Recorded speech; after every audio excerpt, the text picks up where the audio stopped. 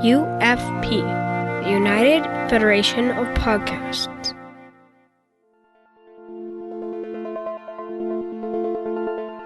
Infinite diversity.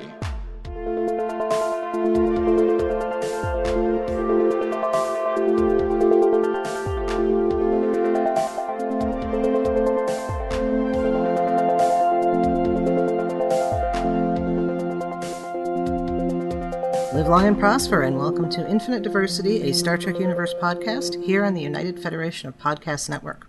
I'm your host for today, Chrissie De Clerck-Szilagyi, and joining me are my co-hosts Brandon Shea-Mutala and Justin Oser. Justin, how are you today? Doing pretty good. Yeah, excited to talk about something we've talked about before and to let you know what I think about it now. So, yeah? But yeah, it's always a great day to talk about Star Trek. Agreed. Brandon?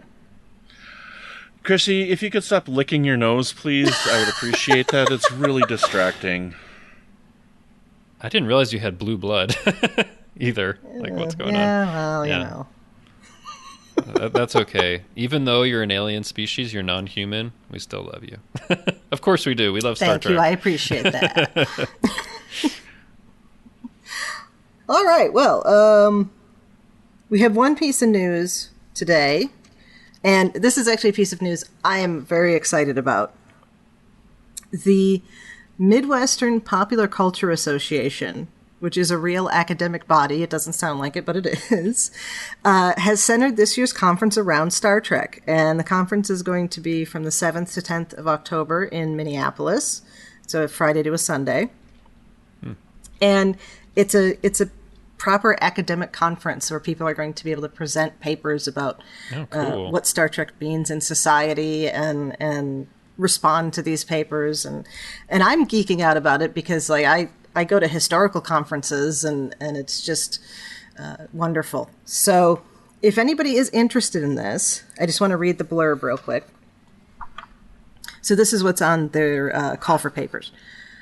New Star Trek Studies area of the Midwest Popular Culture Association slash Midwest American Culture Association is now accepting proposals for its 2021 conference in Minneapolis, Minnesota. We are seeking papers that examine any aspect of Star Trek, with multiple series within the franchise currently streaming on CBS All Access / Paramount Plus, and more to come.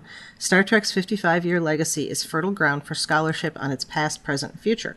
Potential topics for paper or panel proposals include, but are not limited to, analysis of themes and story arcs, individual episodes or films, issues pertaining to gender, race, and disability representation, Star Trek's legacy of influence on culture, technology, and individuals, Star Trek and politics, exploration of changes to the television and streaming landscape given the multiple iterations of Star Trek, and Star Trek fandom. That's just the list they give of, if you need ideas. I'll have the link for the call for papers and the conference website in the show notes. If you want to present a paper, they are still taking submissions until June 1st. All you need to do is give them an abstract of 250 to 300 words. And if you want to get together with some friends and have a panel, they are accepting complete panels as well. Wow. So this is, if you've wanted to ever get some academia / Star Trek going, this is going to be the place to do it. So, that's great. I have to think of a paper topic. That's certainly something I hadn't heard about before, so I'm glad you brought that up. So you're going to submit something? Yeah, if I can get my stuff together. The I should say too. Imperialism. This is no. What? We talked about imperialism so much. Oh, that's an idea. Well, Star Trek and politics. There you go. Yeah. I will say, too, that you don't have to submit a paper to attend these types of conferences. You can just buy a ticket to get in. The conference as a whole, I think it said it was $150 for the weekend for access. So, I mean, it's not super cheap. But for an academic conference, it's actually pretty good. It's cheaper than a Star Trek convention. Oh, gods, yes. Yeah. But you get to hear people talk about Star Trek. That's really... So is it really like 100% of it is focused on Star Trek this time? If I read this correctly, yes. Wow. That's awesome. I will say, in my experience, there's usually at these types of conferences, you have meetings of organizations that are functioning through that might not have to do with the overall theme for the year, but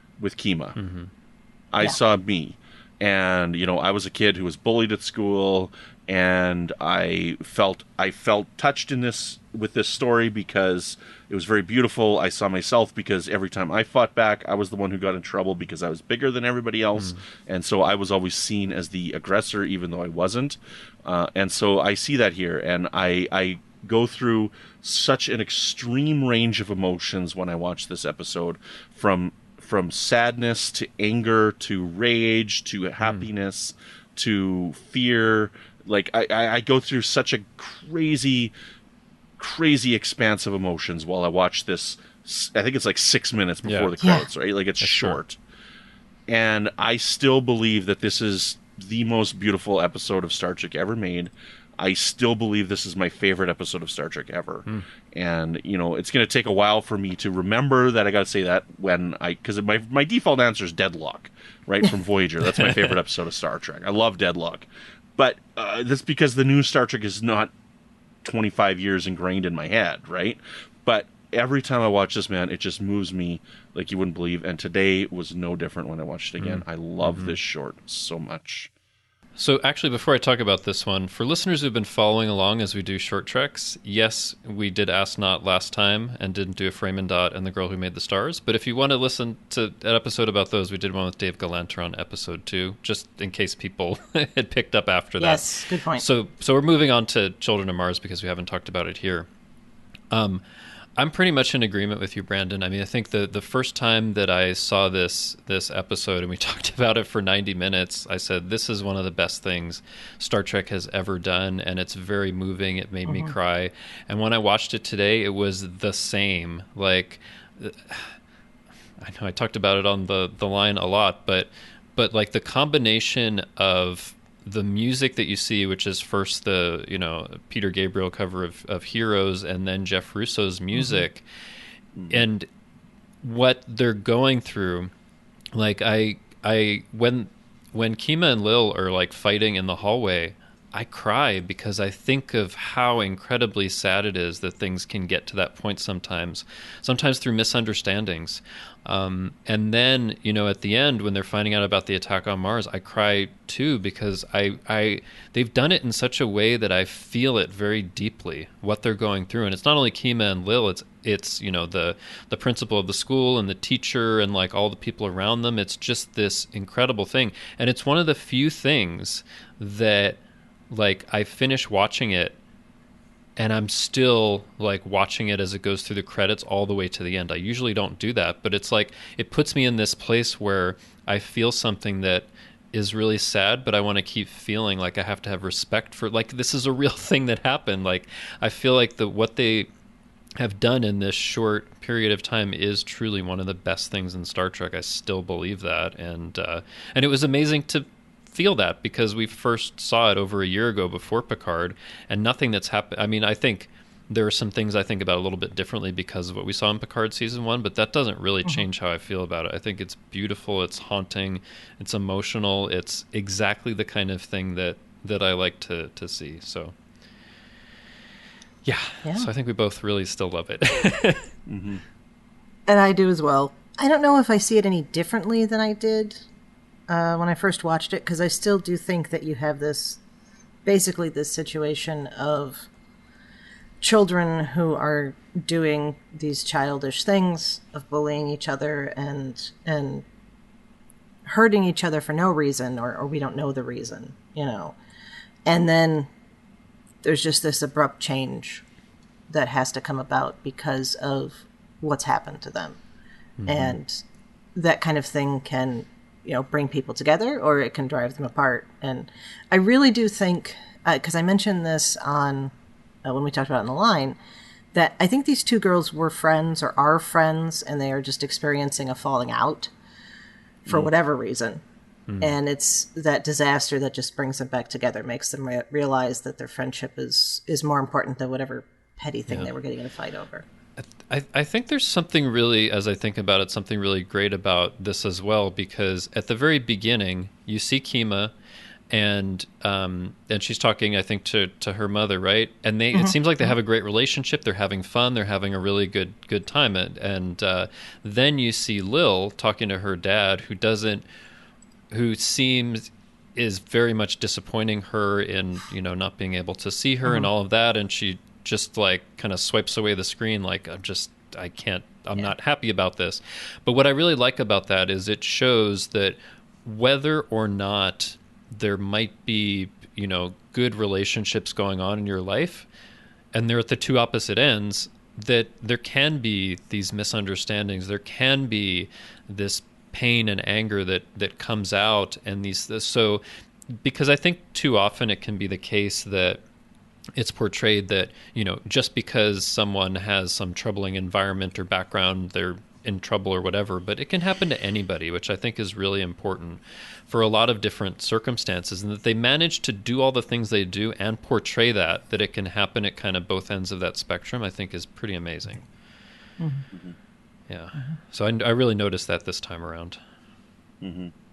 See, I like this episode as well for a lot of the reasons that I like Calypso, in that it's kind of a blank slate, and you can put your own interpretation on certain things. Yeah. Like Chrissie, you say you read it as they were friends beforehand and something happened, right? And that could very well be. So to me, I don't know that it matters that they were friends beforehand in how I watch it. I don't know if I said this on the line or not, but I interpret it that the reason why Lil is so mad at Kima is because Kima's mom is Lil's dad's boss. Oh. And she's the reason he can't come home. That's interesting. When I watch it, like, that's just something that I put on it, right? And so she's preventing him from coming home because of work or something like that. He's been forced to stay behind on Mars because of a project or whatever, and so that's why she's taking it out on her. Yeah. I love that too, and I do like that you can put different things on it. I mean, it reminds me very much of, I don't know if I've talked about this on the shows we've been on, but are you guys familiar with the short story writer Raymond Carver? No, I don't know that 20th century name. short I story. know the name, know but the I name? don't know if I've read anything. So he's one of my absolute favorite short story writers, and he often gets described as having a minimalist style. So one of the things that I really love about his stories is it's not heavy on description, and it's very much like, here's some people that are in a situation, here's the kind of thing that's happening, but it's very open-ended. And there's something to me that's very beautiful about that minimal style, and I feel like Children of Mars has a very minimal style as well. There's not too much that you actually know. Like, we've never seen Kima and Lil before. What's their relationship? What's going on? What's the situation with the parents? There's so much that you can put on, and I love when you can put that interpretation. So it very much reminds me of a Raymond Carver short story. And if any listeners are familiar with Raymond Carver and like his work, I definitely want to hear about it, because he's just one of my all-time favorite storytellers, because it's like a little slice of life that you get, and you can interpret it in so many different ways. Yeah, there's a couple of collections out there of his short stories, and I think they're just fantastic. Yeah. This is a very minimal episode because there's so little dialogue. Yeah. Watching it again, there's you get the instance where, like, Lil is, like, yelling at Kima and Kima's yelling at Lil. Yeah. But, like, other than that, you just get, like, atmospheric sounds. Like, in my surround sound channels in my rear, you get the red alert sound, and then, like, there's, like, a voice. I can't even remember what it says, but there's a computer voice that comes in. But when that, I don't know, I'm just assuming she's, like, a secretary or something who was sitting at the desk, comes up to the Vulcan, she's just looking at him.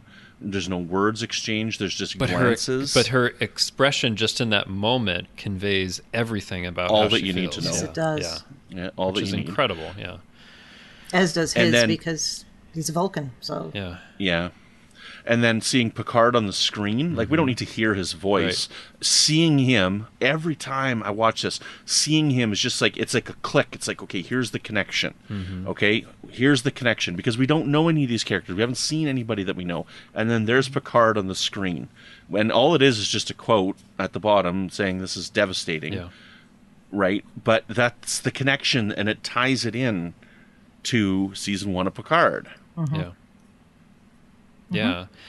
I mean, I have probably a couple more things that I want to say, but for the most part, it's just, I just think, outside of thinking about it as Star Trek, I think it's just a stunning piece of storytelling and a way of, like, I feel like the way that they put this together, it's perfect. There's nothing I would change. There's nothing that feels out of place. It feels like they wanted to tell a certain thing and they did it really well and in a way that feels genuine and that just really moves me. Like, I love a lot of these short treks, but this is the only one that brings me to tears every time because it's just so moving and you feel so much what's going on there. I know I said before that I think Calypso is my favorite, and I think it is my favorite, but I think this is the best short trek. Like, I love watching Calypso for what it is, and it's a favorite for that, but I think this is the best executed short trek in every way for me. Watching something like this is what I would like to see more out of the short treks, is just stuff in the Star Trek universe. And I mean, I'm probably alone in that, wanting something like that. But I mean, like, just sitting here thinking, I would like to see a short trek that is all about, I can't remember the character's name, but in this TOS episode, That Which Survives. Yeah. Right? Where they come across that, I am for you, Sulu, and then she touches him, tries to kill him and whatnot. Lusara, thank you. Yeah. Like, what about her and her story of programming that holographic protection? Yeah. Right? Like, just her getting that all set up. Like, just a short story about her. Ooh, you get that. You get that in the novels a little bit. Yes, I know. Yes. Yeah. But seeing it on screen, yeah. I know what you mean. Just like you've seen this story before, but here's a different perspective or a little more information to fill you in. I agree. That would be really, really cool to see. Yeah.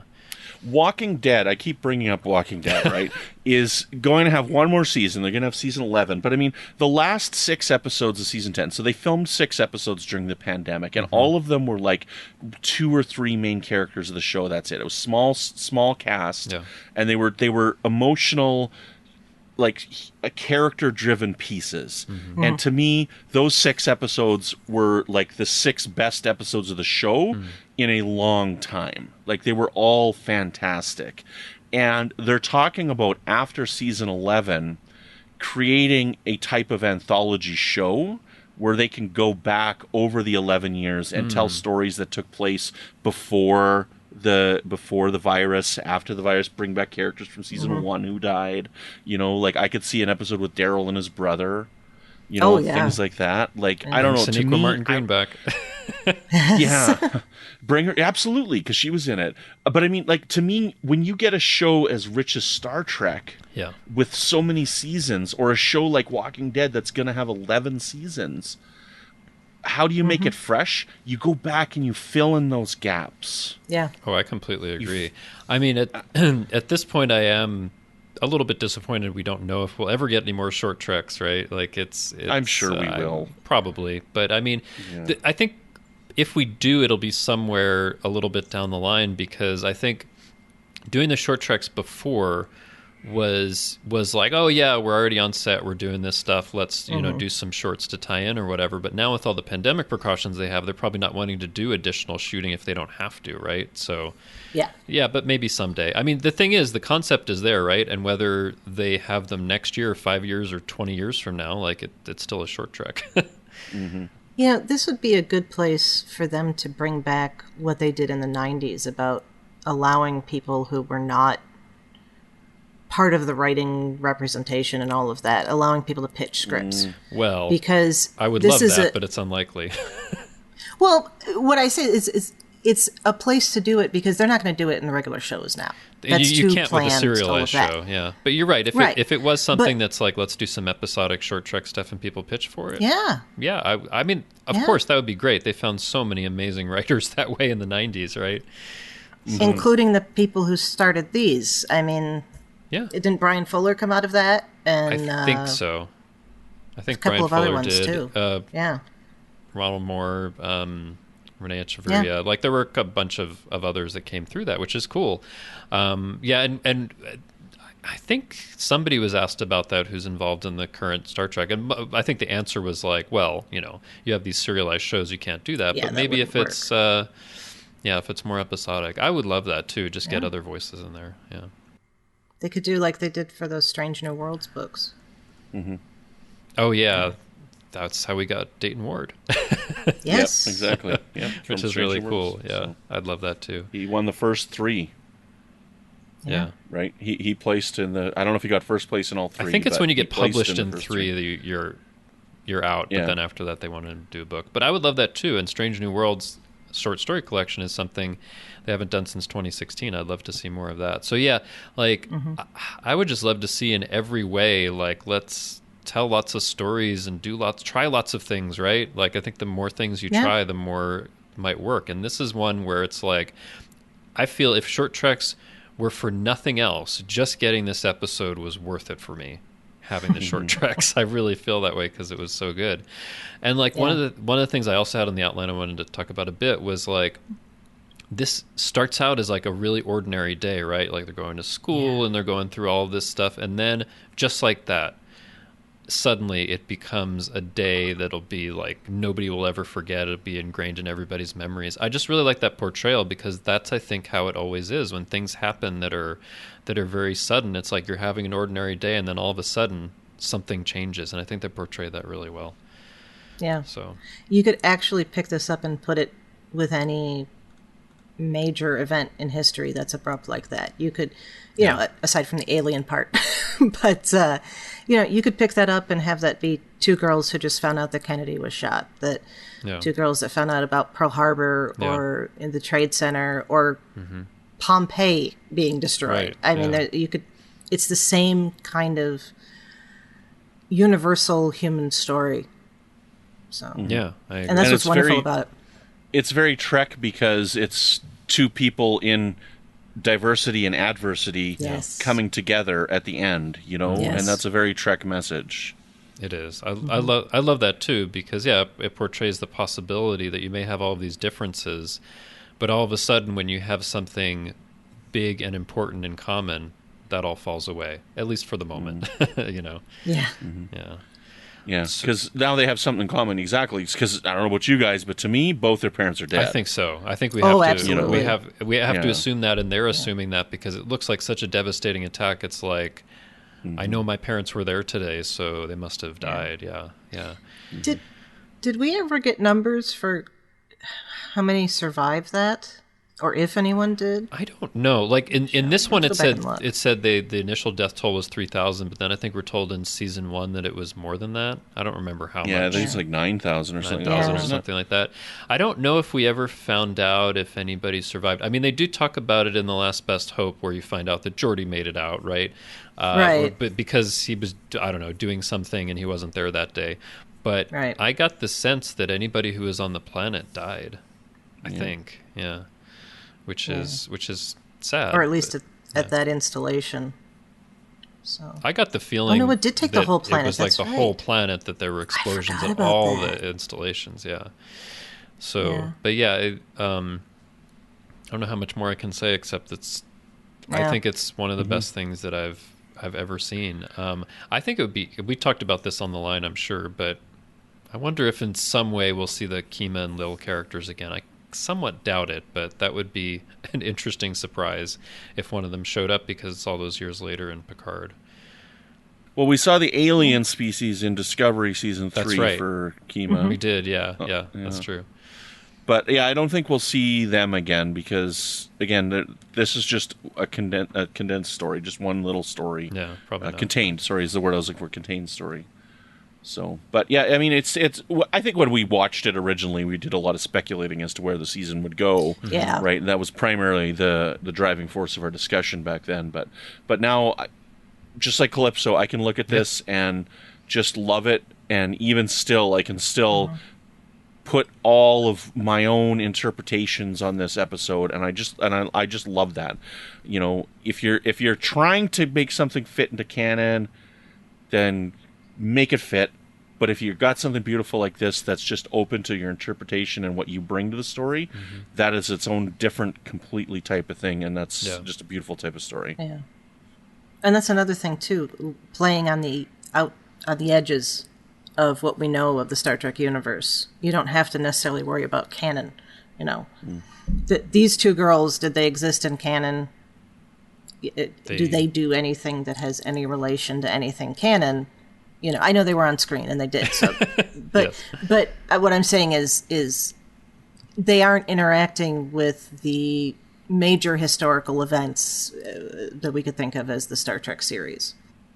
Right. In fact, they were interacting with something that the first time we saw it, we didn't even know anything about before. Right. So, yeah. But I think it works very well as a standalone. Like, if you see this and just think about it as its own thing, you don't necessarily need to even watch Picard to really get what's going on. It is one of those rare things in Star Trek where it's like you don't even have to know what Star Trek is in order to really get the emotional impact. Yeah. It's like City on the Edge of Forever in that way. Yeah, or like The Visitor or something like that, right? Yeah. Somebody could just drop in, or Calypso, they could just drop in and get what's going on. Yeah. It's because it's a universal story, because we all have emotions like this.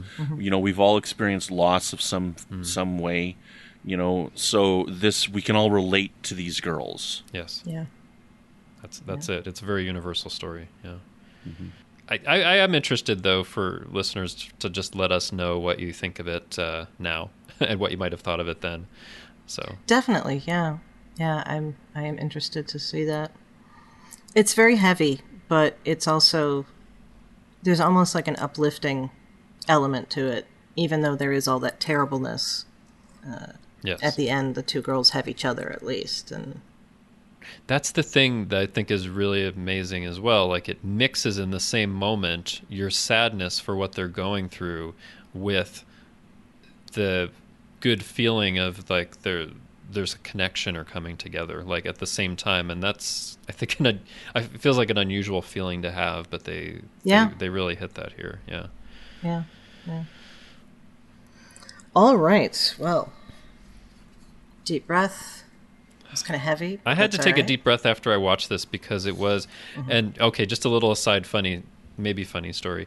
So I watched this and I cried. I mean, that's not funny, of course, and I was just so moved by it. Yeah, I know. I was so moved by it, and then I was like, okay, that was a lot. And then I was like, okay, let me go back to I had a little time this morning. I was like, let me go back to my Star Trek rewatch. Like, what's next? Because I'm rewatching Discovery season. Jeez, I saw your tweet too. That's part of it. I was rewatching Discovery season 2 and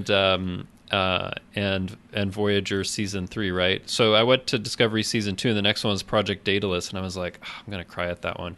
Okay, so let's see what's on Voyager, and it was real life, and I was like, oh God, oh, that one kills me every single time. So yeah, I tweeted out, I'm rewatching this episode, bring in a box of tissues, because after a while I was like, well, the really sad part is at the end, so I know I'm gonna have fun with the first part where he has this totally crazily ideal like 50s family that's kind of funny.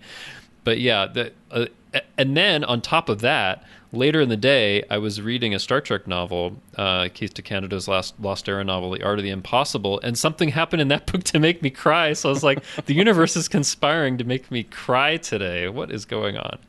Did you run out of tissues? I didn't. No. I think I just had to use one or two. It was an exaggeration. I needed a whole box. But I haven't gotten to the sad part of real life yet because I usually just watch a little bit at a time. But anyway, little side story of my day. But it feels really cathartic to cry sometimes. And Star Trek makes me do it more than any other media that I consume. So it's my release as well. That's not bad. Yeah. Not a bad thing at all. It makes me feel feelings. And I like feeling feelings. Okay. Okay, Tilly. Anyway, continue on. All right. Brandon, where can people find you when you're not appreciating the fact that Peter Gabriel is now canon? You can find me on Twitter at Brandon Matella. You can find me here on the network with a show called Franchise Fatigue, which is all about movies, remakes, and sequels. And you can find me over on the Fandom Podcast Network with a show called Good Evening, an Alfred Hitchcock podcast, where my friends Chris and Tom and I cover Hitch's films in chronological order. All right. And Justin, where can people find you when you're not feeling feelings? I am so often feeling feelings, and Star Trek is the reason, many times. It sounds like you said, I am so effing feeling feelings. Listen, guys, feelings are so effing cool. I am so effing feeling feelings. Yeah, well, I'm usually doing that. But when I am or not, you can find me on Twitter. I'm at TrekFan4747, where I tweet about nothing but Star Trek and things that make me cry. And you can find me on Facebook in our group, the Federation Council Chambers. Yes, find me there. I've so much today. So you just need to watch Family Guy, where they teach you how to laugh and cry. No, I'm not into that philosophy. I'm not into Family Guy either. Throw in Trouble with Edward. There we go. Why you gotta ruin my day like that, Chrissy? I'm sorry. You're making my day, Chrissy. Thank you. I was going to say Lower Decks, but... No, that's not making my day. All right, well, you can find me in the threads for our episodes in the Federation Council Chambers on Facebook.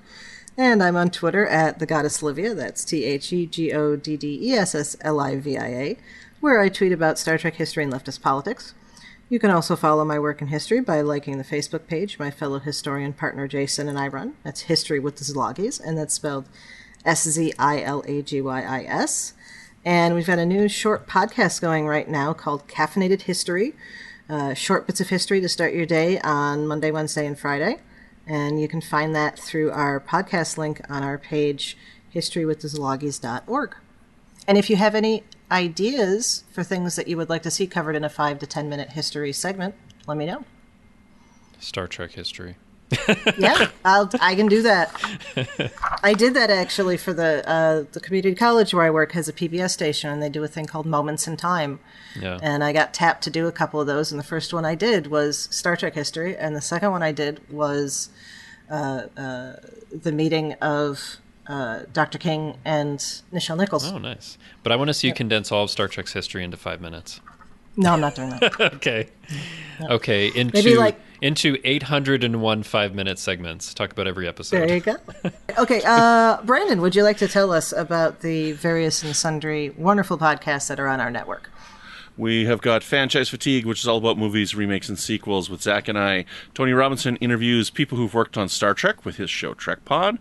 We have a military podcast called General Quarters with Ken Tripp, Abby Ambrose, and Travis Kreisman. Amy Nelson and Patrick Devlin have All Good Things, which covers all Star Trek. And Rhea Papageorgiou, Kevin Scharf, Amy Nelson, and Joe Keegan host Galaxy Class, which is all Star Trek The Next Generation. We got Mickey's Marvels, hosted by Chris Tribuzio, Patrick Devlin, and Casey Pettitt. They talk all things under the Disney umbrella. And last but not least, we have Always Hold On to Arrow with Lance Laster and Kavante Chillis, talking all things about that TV show, Arrow. With more coming, we do have a new show coming, and it should be coming out in the middle of May. Ooh. And I won't tell you what it is, but it's hosted by Ken Tripp and Zach Moore. That's all, and it's not Star Trek related. Oh, there goes my guess. Yeah, it's not. It's not Star Trek related. Orbit. Why are they doing it? No, just kidding. It's not Standard Orbit 2.0. Yeah. All right, well, watch this space. Right, so we'd also like to take this opportunity to thank our current patrons and remind everyone that you can support the network for as little as $3 a month through Patreon. We've grown a great deal in the last year, thanks to you listeners, and we have started to push at the edges of our current podcast hosting tier on Spreaker. We need to increase our storage, and that can be a bit pricey, so if you've ever thought of supporting us before, now's the time. And thank you very much for tuning into Infinite Diversity. Thank you to our executive producers, Ken Tripp, Tony Robinson, and Zach Moore. Thank you to Zach Tripp for the wonderful theme music, and Tony Robinson for the awesome show art. Please rate and review us on Apple Podcasts, and please subscribe. You can also reach out to us on Twitter. The network is at UFP Earth. Our show specifically is at IDIC Podcast.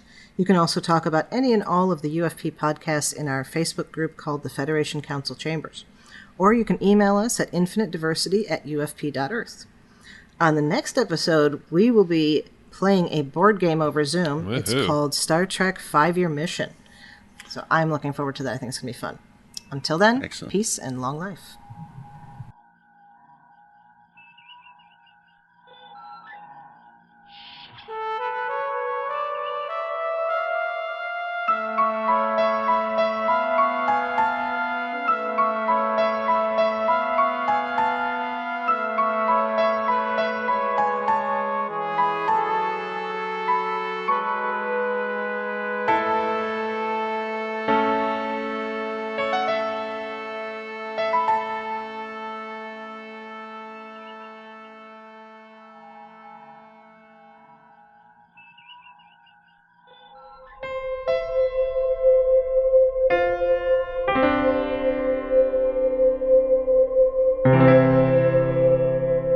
This has been a production of MTMR Media Works. There you go. I have one if you want to cover it here. My wife and I actually were talking in the car today when we were getting our vaccine. Where does the term Montezuma's Revenge come from? Okay. You talked about poop last week, and now you want to talk about diarrhea, huh? Yeah, okay. So there's history. There's got to be was there a man named Montezuma? Yes. Yeah. There you go. Actually, So, off the top of my head, I'm going to say that is Europeans who ate food that they were not accustomed to while they were trying to conquer the tribes at what is now Mexico City, where Montezuma was the king, and getting intestinal problems. I think it was. So Montezuma was the king that they tried to take over, and so his revenge was giving them bad food? Yes. Well, no. The idea would be this is what happens to people of European descent now that, because Moctezuma was killed by, is it Cortez? I think. Might have been Cortez, yeah. But they were wiped out, so that's the revenge. My only reference for that is that's what Walter Koenig says for his story whenever he says, how did Khan remember Chekhov? And that's because Chekhov made Khan wait for the bathroom because he had Montezuma's revenge, or because Khan had Montezuma's revenge and Chekhov made him wait. That's what he says. Okay, so, yeah, but that's that goes back almost 500 years, give or take. Yeah. Okay. More poop next there week. You go. That's why not. Yeah. Well, we shouldn't. I know the board game. Okay.